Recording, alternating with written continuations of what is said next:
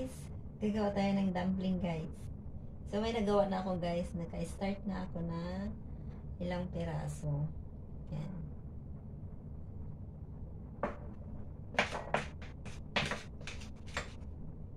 Pang breakfast nila.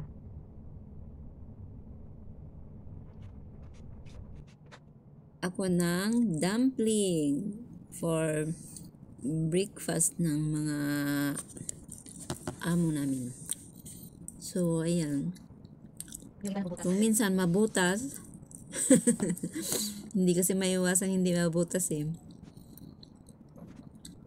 Maganda naman ang dumpling, matrabaho lang. Kailangan pagtiyagaan. So, ganyan ang pang breakfast ng mga ko, mga amo ko.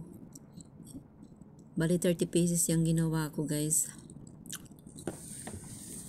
Tapos, pag naubos na naman yan, gagawa na naman ako. 3 days lang yan guys. Nauubos na. Kasi 10 sa isa, tuwing umaga, 10 ang niluluto ko. Nilalagay ko lang sa, sa freezer. Ayan, kagabi gumawa na naman, bumili na naman ng, ng wrapper. Kasi, pag naubos yan, gagawa na naman ako. At gumawa rin ako kanina ng, yung lumpia wrapper, lumpia, or spring roll. Para, kapag nagugutom kasi sila, na lang, nilalagay na lang sa air fryer.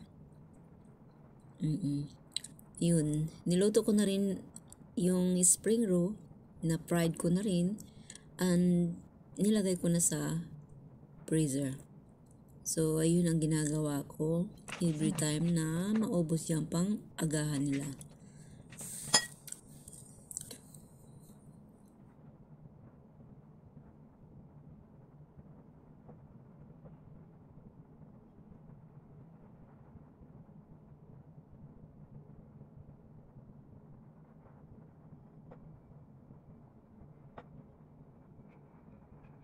So, yun na guys, tapos na ang ating dumpling.